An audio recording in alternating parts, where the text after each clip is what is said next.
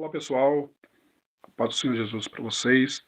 Eu estou aqui agora para responder uma dúvida de uma das nossas irmãs que teve uma questão que ela, ao ler o texto do Evangelho de Marcos, teve uma dúvida em relação aí a uma situação, digamos que inusitada em relação ao que Jesus Cristo mandou que os discípulos não fizessem.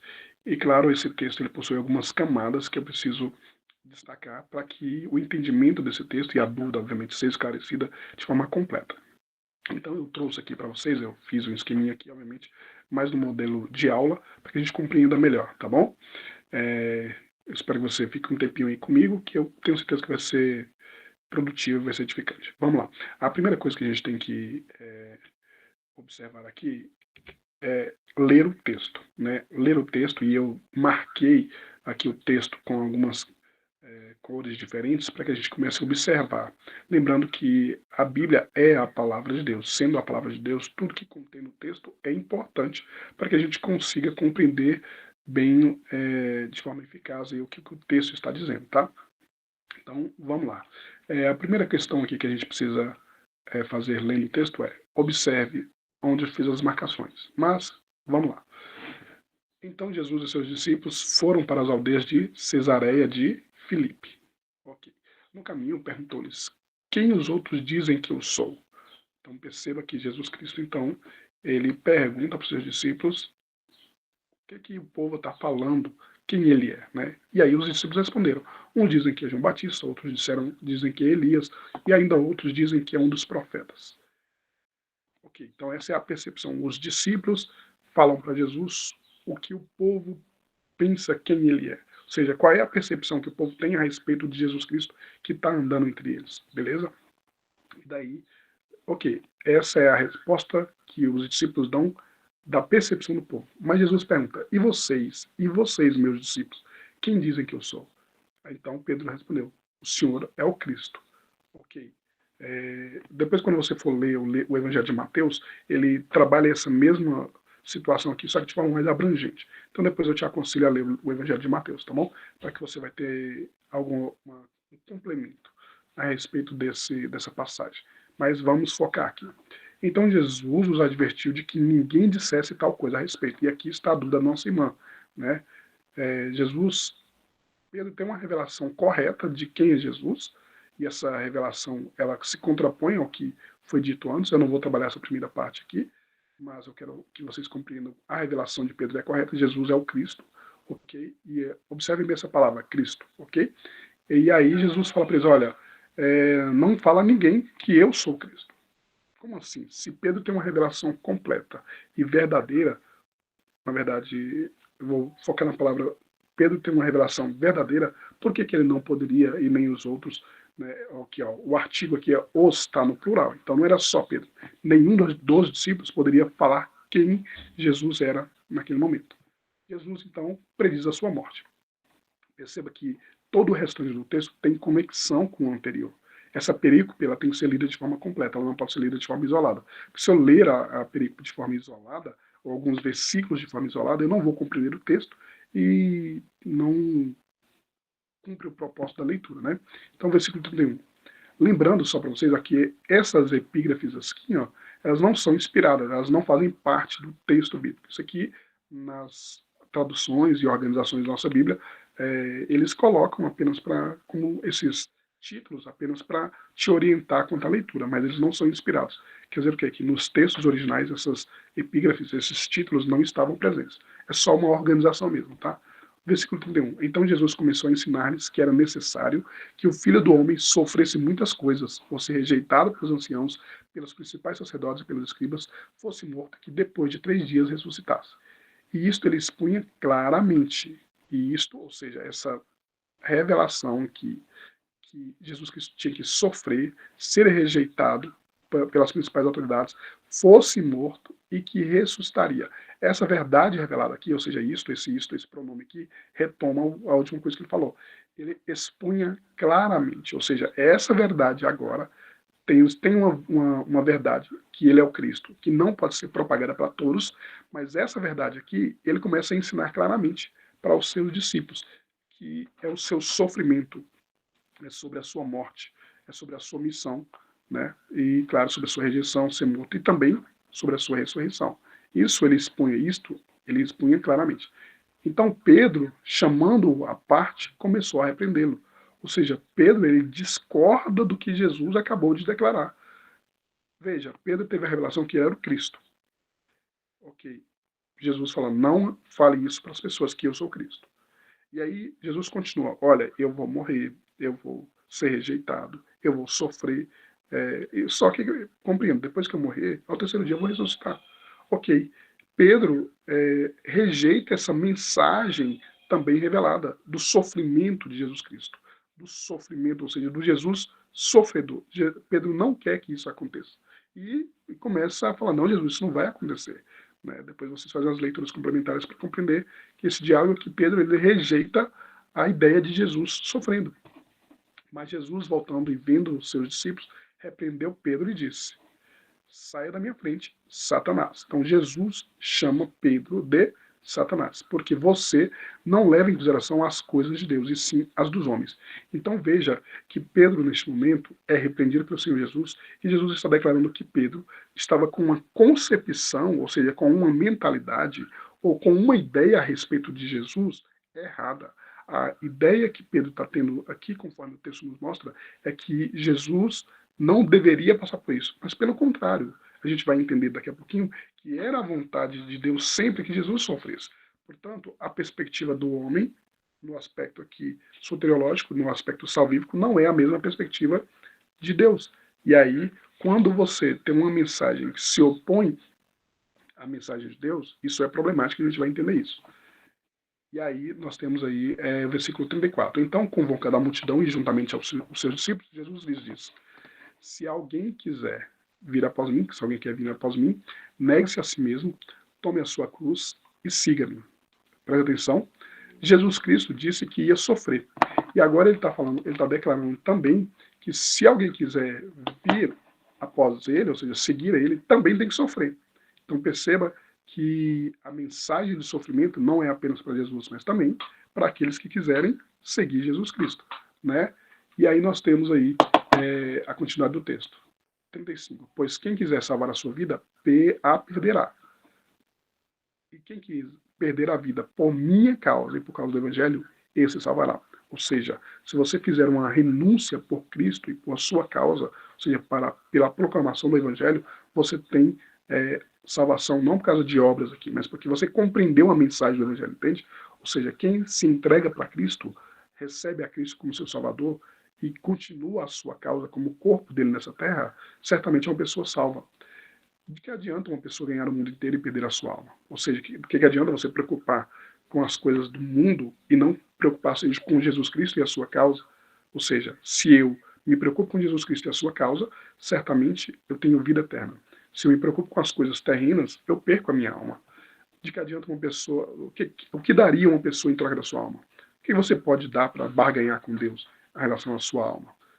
Versículo 38, para encerrar a leitura. Pois quem, nesta geração adulta e pecadora, se vergonhar de mim e das minhas palavras, também o Filho do Homem se vergonhará dele, quando vier na glória do seu Pai com os santos anjos. Aqui Jesus está falando de si mesmo, obviamente que é aquele que rejeitar a Jesus Cristo, ou seja, se envergonhar, ou seja, não querer estar com Cristo em sua missão, em seu projeto, entregar-se, renunciar à sua própria vida em prol de Jesus Cristo e da sua causa, ou seja, ter vergonha do Evangelho, certamente então no grande dia que Jesus Cristo voltar, ele vai se envergonhar dessas pessoas. Portanto, eles não têm parte com o próprio Jesus Cristo.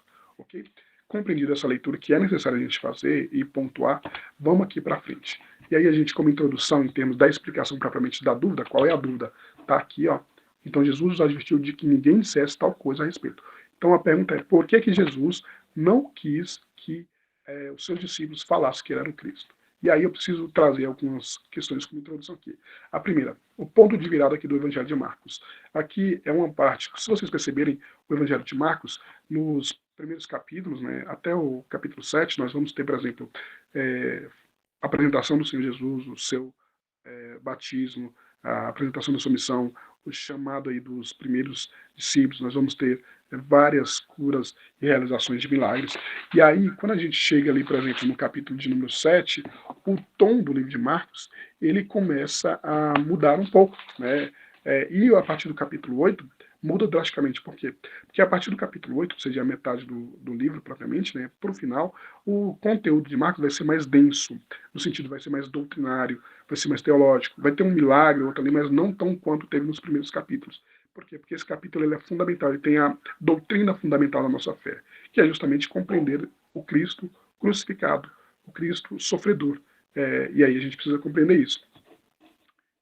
A partir de Marcos 8, a ênfase então é na jornada para a cruz. Então, do 8 para frente, agora a gente começa assim, as nuances em relação ao que Cristo vai fazer. Ou seja, cumprir sua missão cabalmente. O cenário, ou seja, o contexto, como a gente leu, é Cesareia de Filipos, né? Ou seja, era uma região, obviamente, do Império Romano, tá? Uma região pagã, associada ao deus Pan ali. E aí a gente precisa compreender como era o Império Romano dominava a época, os irmãos sabem disso, que o Novo Testamento é escrito num contexto do Império Romano. E aí a figura do imperador, ele era tido como senhor e filho de Deus. Ou seja, o imperador na época, ele era considerado uma figura divina. E isso é importante para a nossa leitura e para a nossa compreensão. Não pode deixar passar batida essa informação, que o imperador, no Império Romano, ele era tido, inclusive, como uma figura divina. E isso nós vamos ter aí problemas durante o Novo Testamento. E essa informação é importante para você ter, para que você, quando for ler outras passagens apontando para esse fato do imperador, você vai ter isso em mente e vai ficar mais fácil você compreender o texto. E aí, vamos trabalhar exegeticamente aqui as palavras que eu pedi para vocês prestarem atenção. A primeira palavra aqui que a gente precisa compreender é a palavra Christus, né? Ou Cristo que a gente fala, ou Christos em grego, né? Que no grego é Christos, mas no hebraico é Mashiach, que nós traduzimos como Messias, que significa ungido. Então, grego Christos, no hebraico Mashiach ou Messias na nossa língua, que significa ungido. Ser ungido é ser separado para alguma coisa. Ser ungido é ser separado para algo, para algum propósito. Então, quando você lê o Antigo Testamento, por exemplo, você vai perceber que no Antigo Testamento tivemos objetos sendo separados, pessoas sendo separadas, reis, por exemplo, sacerdotes, juízes, profetas. Então, quando eles eram separados, eles recebiam unção, ou seja, recebiam um óleo sobre as suas cabeças, e aquele óleo, obviamente, era um ato de unção, simbolizando que a presença de Deus estava com aquela pessoa e ela estava sendo separada para um propósito, para uma obra. E claro, esse símbolo de óleo, hoje no Novo Testamento a gente compreende a presença do Espírito em nós, ou seja, nós somos ungidos no sentido de que nós somos separados para Deus. Por quê? Porque o Espírito Santo habita em nós. Então, no Antigo Testamento, o óleo sobre a pessoa significava que ela estava sendo separada para um propósito. Então, por isso que Jesus Cristo, lembrando que Cristo não é nome, Cristo é um título, nesse caso aqui, ele é um ungido de Deus, ou seja, ele é separado por Deus para um propósito. E aí, na época de Jesus, a expectativa ali em relação a vinda desse Messias, ou seja, desse Mashiach, desse Cristo, ele tinha uma conotação política, ou seja, a expectativa de um líder davídico. Segundo Samuel, capítulo número 7, vai nos mostrar que havia uma promessa de Deus para o rei Davi, que o trono de Davi permaneceria para sempre. Tá, e como é que se cumpre isso se Davi morreu? Inclusive, isso é tema também no Novo Testamento que vocês vão ler. Ora, eu já estou até adiantando para vocês aqui. O trono de Davi permanece para sempre por causa de um herdeiro de Davi, por causa de um descendente de Davi, melhor dizendo. Quem é o descendente de Davi? Jesus Cristo. Jesus é da linhagem de Davi. E Jesus, sendo o rei eternamente, logo, o trono que Davi se assentou, ele permanece para sempre. Então, a perspectiva que Israel tinha em relação ao Messias, ao Cristo, era um Messias, ou um Cristo político, e que ele livraria aí o povo de Israel do Império Romano, entende? Ou seja, a opressão, porque o Império Romano dominava o mundo conhecido da época, consequentemente também a região da Judéia ali. E aí o povo de Israel queria viver livre na sua própria terra, sem opressão e sem proibições, e sem o acompanhamento, né, de perto dos romanos, né, e sem pagar tributos, obviamente, para uma nação estrangeira, inclusive uma nação gentílica, ou seja, uma nação impura. Então, eles queriam que viesse um Messias, não numa perspectiva espiritual em si, mas numa perspectiva política, que esse Messias viesse, libertava eles do Império Romano, destruiria o Império Romano, e eles poderiam ser judeus na sua própria terra, vivendo tranquilamente, né? E aí, lembra que Pedro ele teve a revelação que Jesus era o Cristo, ou seja, que Jesus era esse Messias prometido, era o Messias prometido. Só que Pedro, como todo mundo da época, quando a grande maioria das pessoas, melhor dizendo, na época, eles não compreendiam a missão completa, eles confundiam a missão do Messias. Lembra, a missão que o povo pensava do Messias era libertar politicamente Israel. Mas a missão de Jesus, como a gente leu no texto lá, vai muito além dessa questão. Jesus não veio para libertar politicamente Israel. Inclusive, o povo de Israel teve seu tempo destruído no ano 70, né? Não teve mais, teve outras conquistas, teve outros problemas, inclusive o nazismo. Então, a perspectiva do Messias não era uma perspectiva política, mas, obviamente, espiritual, que era, obviamente, libertar o homem do pecado. Claro, isso aconteceria em Jerusalém. Tá? Então, Pedro acerta no título, ele diz, tu és o Cristo, mas ele continua na sua concepção humana de que Jesus libertaria o povo de Israel do poder de Roma. Não. A ideia de Jesus morrer, de vir na primeira vez e morrer é para libertar o povo do pecado. Compreende a diferença? É uma diferença muito grande. Primeira vinda, Jesus, como determinação do Deus Pai, é Jesus vir e morrer pelos pecados e trazer libertação aos cativos e oprimidos. Então a opressão é uma opressão espiritual. O peso e o preço do pecado que deveria ser pago. Já as pessoas tinham uma mentalidade errada, uma mentalidade humana. Eles queriam um Jesus político para que libertasse eles de Roma. Isso tem que ficar claro. Então, vamos aqui, ó. Cristo quis que Pedro calasse, porque o nome do Messias, sem a explicação da cruz, levaria o povo a esperanças falsas de glória mundana. E é isso que aqui que eu quero destacar para vocês. Essa, aí, já começando a responder a pergunta, por que Jesus mandou eles calar? Porque quando eles falassem, olha, Jesus é o Cristo, e até eles tinham uma perspectiva errada de como esse Cristo agiria. Eles queriam um Jesus político para libertar os judeus de Roma. Mas não, Jesus não veio para libertá-los de Roma. Jesus veio para libertar do poder do pecado. Então, se eles têm a concepção errada e eles pensam errado, logo quem pensa errado age errado. E assim, pensando errado, agindo errado, eles pensavam que Jesus é o Cristo, pensavam que Jesus libertaria do poder de Roma e anunciariam a mensagem de forma correta. Ou seja, o título é correto, mas a mensagem seria incorreta. Por isso que Jesus falou, olha, se calem, porque vocês ainda não compreenderam a essência, a verdade central aqui. E aí, outra palavra que a gente precisa pegar aqui, ó, advertiu-os que ninguém dissesse, que é o que a gente acabou de falar aqui. O verbo grego aqui, lembrando que o Novo Testamento foi escrito em grego, tá? O Velho Testamento em hebraico, com parte de algumas outras línguas, mas o Novo Testamento propriamente foi escrito em grego, por isso que a gente precisa pegar o texto lá no original, né? E aí o verbo aqui, tá, no grego é epismesen, significado ordenar severamente, repreender. Ou seja, Jesus Cristo, ele dá uma ordem clara, severa, de que não eram para eles declarar que ele era o Cristo. Por quê? Porque eles tinham uma concepção errada. O próprio Pedro foi repreendido porque tinha uma concepção errada. Né? Então Jesus usou um tom forte para silenciar os seus discípulos. Então, qual era o motivo aí? Que eles propagassem um messianismo deturpado. Ou seja, Jesus é o Messias, esse Messias vai nos libertar de Roma. Não. A mensagem correta seria: Jesus é o Messias, fato, check. Mas Jesus vai nos libertar do poder do pecado. Essa é a mensagem correta. Que essa mensagem eles ainda não tinham compreendido. Incrivelmente, os discípulos ainda não tinham compreendido essa mensagem. Por não compreender essa mensagem de morrer pelo pecado, trazer salvação aos homens, libertar do pecado e não de Roma, eles não poderiam falar. Entende? E aí, está aí o texto, ó, 29 e 30. E vós, quem diz que eu sou? Sou de Pedro, tu és o Cristo. De fato, essa Jesus é o Cristo. Ele tem uma revelação do título correto de Cristo. Mas a missão de Jesus Cristo correta, Pedro não tem. E aí, a outra palavra aqui, ó, era necessário que o filho do homem sofresse. A expressão grega aqui, ó, dei, ou seja, é necessário, ou seja, é inevitável. Quer dizer o quê? Que Jesus Cristo, ele vai ter que cumprir. É inevitável que ele tenha que ele cumpra o seu propósito. É inevitável que ele cumpra a sua missão. E aqui a ideia de ser pré-determinado, porque se você ler, por exemplo, quando vocês forem ler Efésios, no capítulo de 1, tantos outros, mas eu quero destacar aqui Efésios, vai mostrar que Paulo vai declarar que Jesus Cristo ele foi nos preparado e nos prometido desde antes da fundação do mundo. Ou seja, Deus não foi pego de surpresa. certo? Então, ou seja, Jesus tinha que morrer. Era a missão, ele veio para morrer. Então, é necessário, ou seja, era inevitável que Jesus Cristo morresse e ressuscitasse. Só que Pedro falou, não, o senhor não vai passar por isso. Não, Pedro, não é a sua vontade, mas é a vontade do Pai. Né? E, claro, isso é, por exemplo, Daniel, lá no capítulo 7, vai mostrar, vai falar, vai profetizar sobre a vinda do Filho do Homem.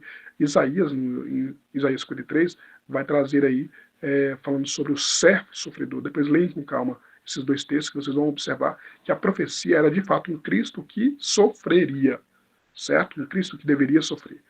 Inevitavelmente, Cristo tinha que sofrer. Então, Jesus ele redefiniu o conceito de Messias.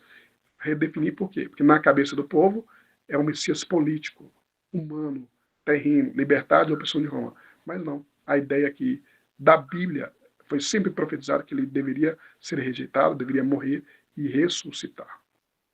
E aí, versículo 31. E começou a ensinar-lhes que era necessário que o Filho do Homem, é necessário que o Filho do Homem que pega lá de Daniel, né, sofresse muitas coisas, fosse rejeitado pelos anciãos, pelos principais sacerdotes, pelos escribas, fosse morto e depois de 3 dias ressuscitasse, certo? E aí, nós temos aí uma palavra também importante no texto, que é Satanás. Satanás aqui, no hebraico, Satã, né, que significa adversário, acusador, né? Então, Pedro, quando é chamado de Satanás, não é que ele incorporou, tá? Nós cristãos não acreditamos que crentes de verdade têm possessão demoníaca. Não, porque nós cremos que crente de verdade ele é habitado pelo Espírito Santo.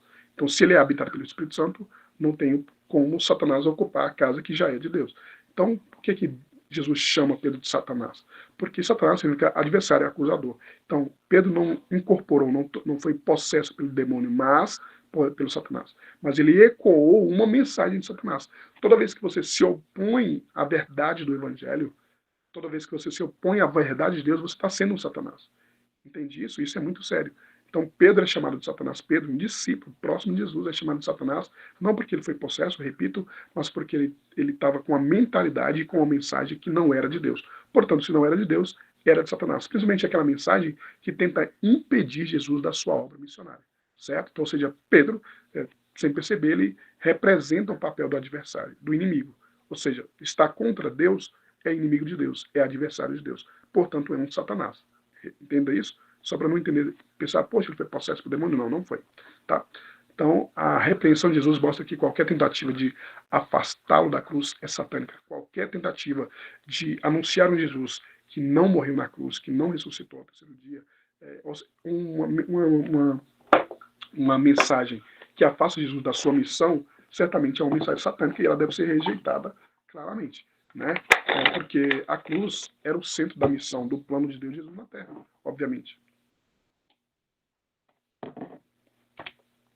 E aí, então, contexto da época, em Messias esperado, uns pensavam que ele seria um libertador político, que restauraria o trono de Davi, ou seja, que é um Messias errado que o povo esperava.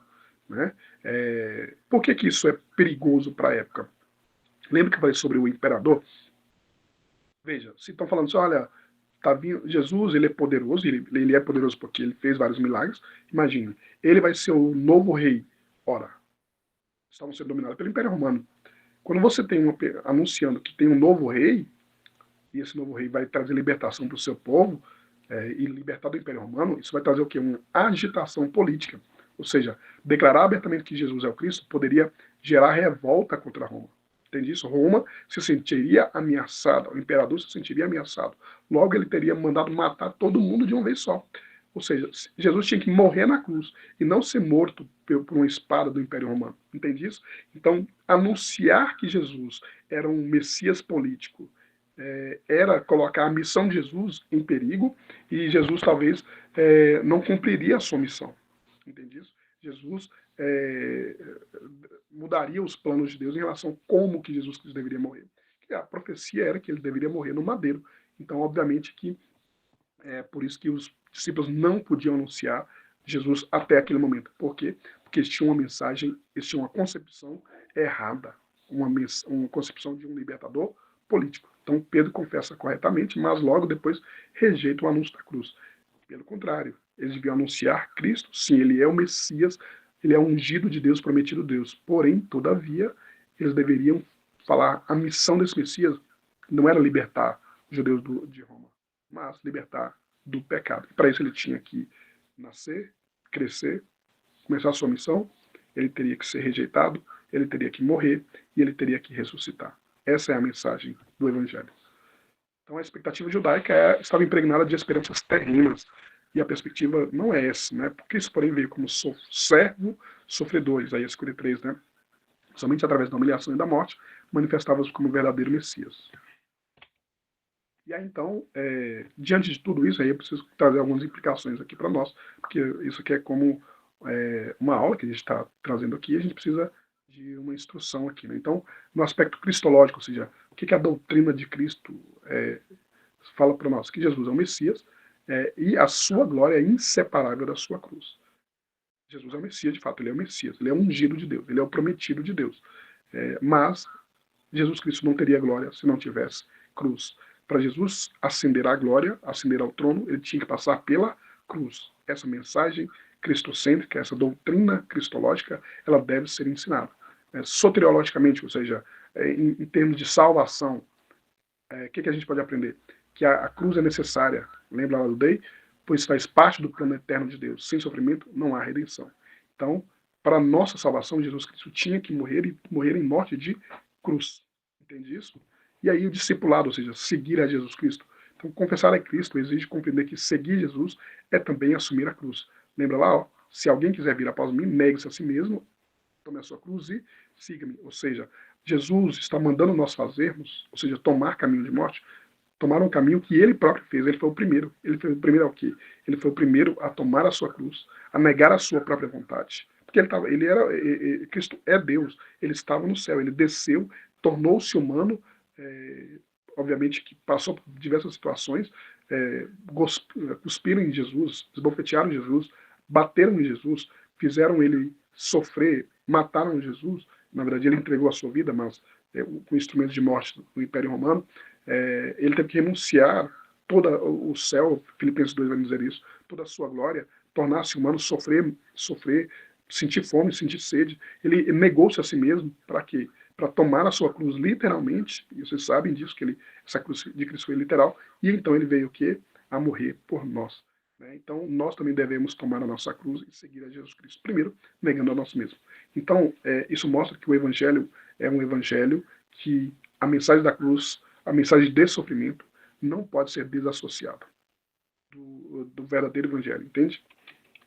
E aí, por fim, as aplicações pastorais para a nossa vida aqui, nós devemos pregar o Cristo completo. Então, ou seja, não basta anunciar milagres ou bênçãos. A gente anuncia milagres e bênçãos? Claro que a gente anuncia, e devemos, porque Cristo ainda cura, Cristo ainda opera milagres em nosso meio. Mas é preciso proclamar o Cristo da cruz e a sua ressurreição. Então, nossa missão não é ficar prometendo bênçãos para as pessoas. Obviamente, pregar que Jesus pode curar, mas ele não é obrigado a curar. Mas, sobretudo, a gente declara também que ele pode salvar, porque ele morreu na cruz e ressuscitou ao terceiro dia. Né? E aí, claro, isso nos leva a vigiar contra triunfalismo, ou seja, qualquer evangelho sem sofrimento ou sem cruz é falso e satânico. Qualquer igreja, qualquer pregador que fica pregando só bênçãos materiais, não traz o céu para a terra no sentido de anunciar a mensagem da cruz, a mensagem do sofrimento, a mensagem de renúncia. Essa igreja não prega o verdadeiro evangelho. Esse pregador não está pregando o verdadeiro evangelho.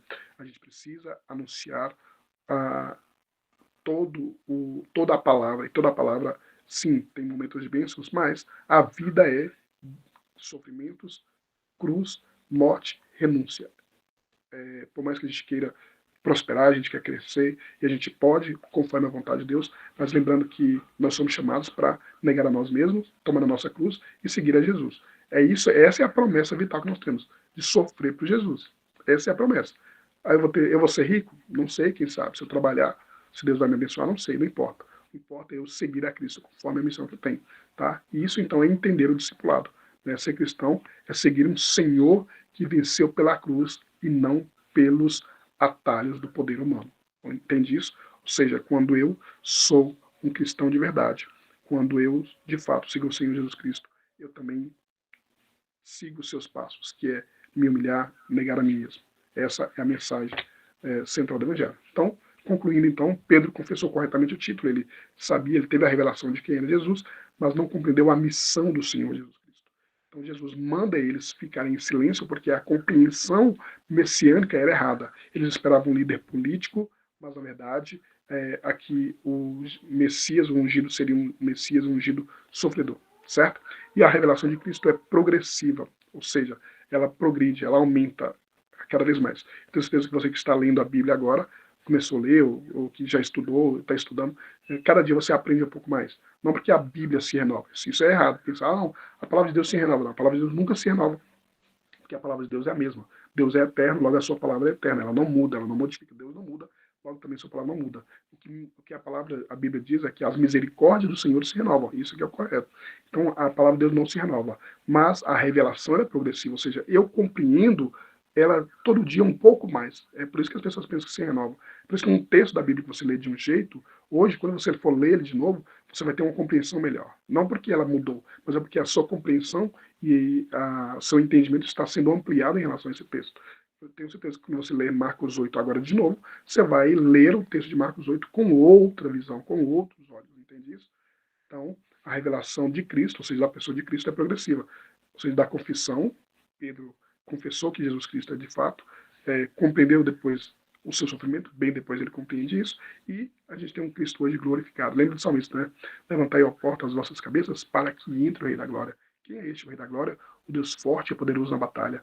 Ele é o Rei da Glória, Cristo Jesus. Então, por fim, não há cruz, não há Cristo sem cruz, nem glória sem sofrimento. Isso, obviamente, Cristo nos mostrou isso na prática, mas também para nós. Não existe vida cristã sem sofrimento. Amém? Espero que tenha sido esclarecedor.